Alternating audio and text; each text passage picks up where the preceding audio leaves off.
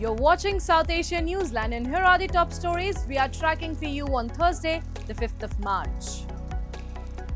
India and Finland elevate ties to strategic partnership. Nepal votes in first election since Gen Z unrest.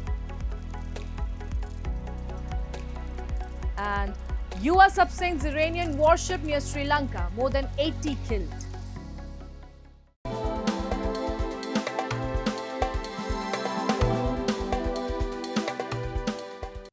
And now for all the details. India and Finland have agreed to elevate their bilateral ties into a strategic partnership focused on digitalization and sustainability. The announcement came after Indian Prime Minister Narendra Modi held talks with Finnish President Alexander Stubb in New Delhi. The two leaders discussed ways to expand cooperation in trade, investment, and emerging technologies. PM Modi highlighted the long-standing technological partnership between the two countries and said the two nations are now expanding collaboration into cutting-edge sectors such as AI, 6G telecommunications, clean energy, and quantum computing. President Stubb is on a 4-day state visit to India, accompanied by a high-level delegation of ministers, officials, and business leaders. He later on Thursday also attended the Raisina Dialogue, India's flagship geopolitical conference, as its chief guest. Friend, ऐसे महत्वपूर्ण उदाहरणों से प्रेरित होते हुए president स्टूब की इस यात्रा में हम भारत फिनलैंड संबंधों को एक strategic partnership in digitalisation and sustainability का रूप दे रहे हैं।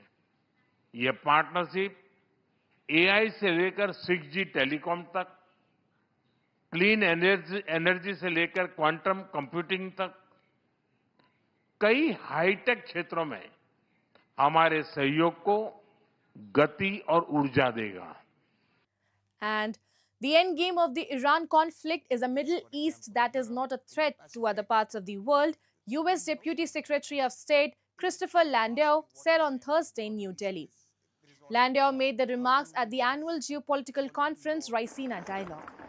The US Department of State on Monday called on Americans to immediately depart more than a dozen countries in the Middle East, including Saudi Arabia and the United Arab Emirates, amid US-Israeli strikes against Iran.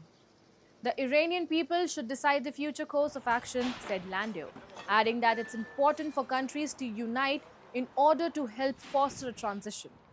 US Defense Secretary Pete Hegseth said the United States was winning in its war against Iran, even as he lamented 6 US troops killed so far in the conflict. He added the United States would outlast Iran. Look, I think the end game is a Middle East that is not a threat to other parts of the world. And, you know, since I was a teenager, I was, 15 years old when the Shah was overthrown. And since then, Iran has been in a death to America setting. I think it is critical to underscore that ultimately the Iranian people have to decide who their leadership is going to be. And, I hope that the United States and India and other countries can work together to, help foster a transition that will allow that critical part of the world, which has many Indians and many people in the United States, to reach a new normal, because it hasn't been normal for a very long time now. Afghan families displaced by Pakistani airstrikes in Nangarhar near the border with Pakistan are forced to live in tents after their homes were destroyed in the cross-border conflict. Tensions have flared between Pakistan and Afghanistan amid Islamabad's airstrikes on major Afghan cities last week, intensifying years of strained relations. The Pakistani government claims the strikes, some of which have targeted Taliban-controlled areas, are aimed at dismantling militant groups launching attacks from Afghan soil. Kabul's Taliban administration denies providing shelter to these groups. This escalation adds to rising instability in the region, which is simultaneously grappling with heightened tensions following US and Israeli military actions against Iran. جمعې په شپه باندې د تراونه پس موږ نه راکډوال شوي شدید جنگ په تورخم کې او دغلته څوک ورو ته انتقال شوي او څوک لالپوري د سرکې تر انتقال شوي څوک خپل خپلوانو کرتلی او په تورخم کې سخت جنگ دی او شدید جنگ روان دی او دا تر بیګا پورې روانو. A UN spokesperson said limited humanitarian access makes casualty figures hard to verify and stressed the need to protect civilians and allow aid. Residents on both sides reported evening shelling during Ramadan, forcing families to flee. Afghan officials said 110 civilians were killed, while the UN reported 42 deaths. Pakistan disputed the figures and said it only targets terrorists. Civilians must be protected at all times, as well as civilian infrastructure.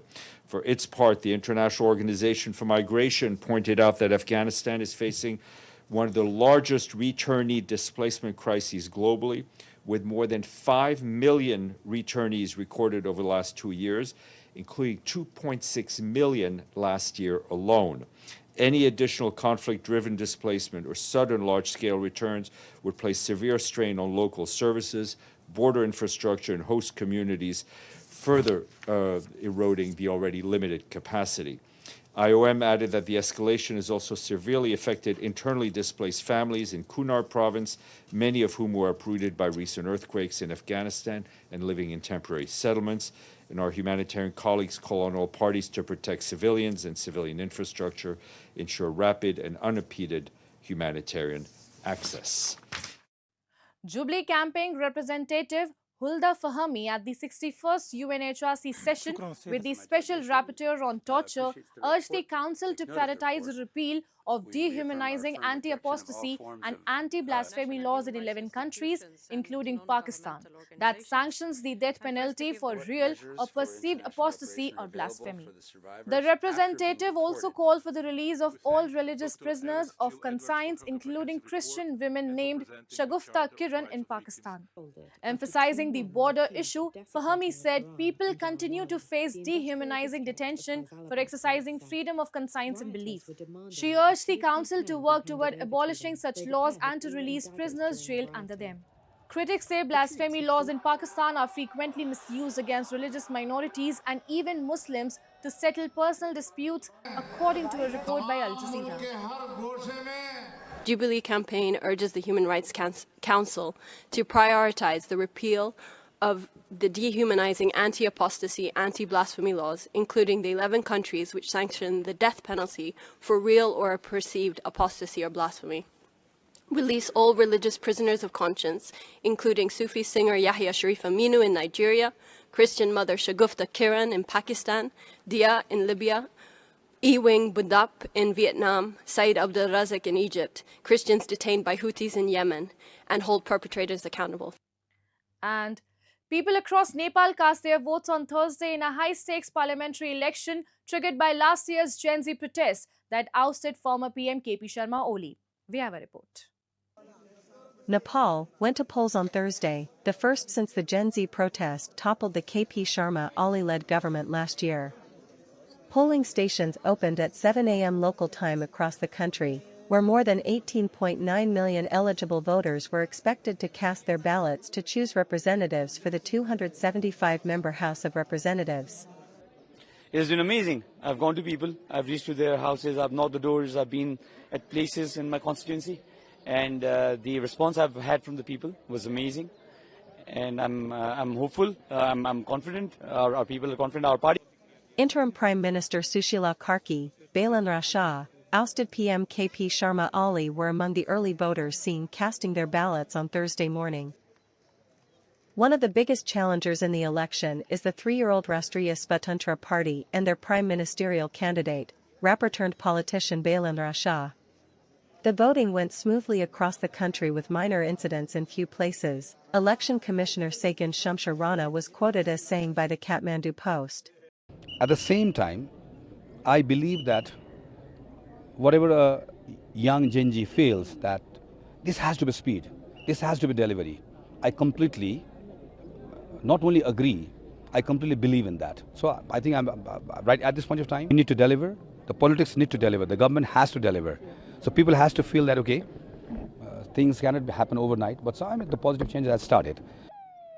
The election comes 2 years ahead of schedule, following a wave of Gen Z-led protests against former government's social media ban, corruption, and misgovernance last September. Clashes between protesters and security forces left more than 70 people dead, eventually forcing Prime Minister Ali to step down. Election officials say early trends could emerge by Friday, though final results may take up to a week as proportional representation votes are tallied. And tensions are rising after the Iranian naval frigate Iris Dina, a guest of the Indian Navy, sank in the Indian Ocean following a reported US strike, with dozens feared dead. Iran has demanded an explanation and warned Washington of serious repercussions. A report.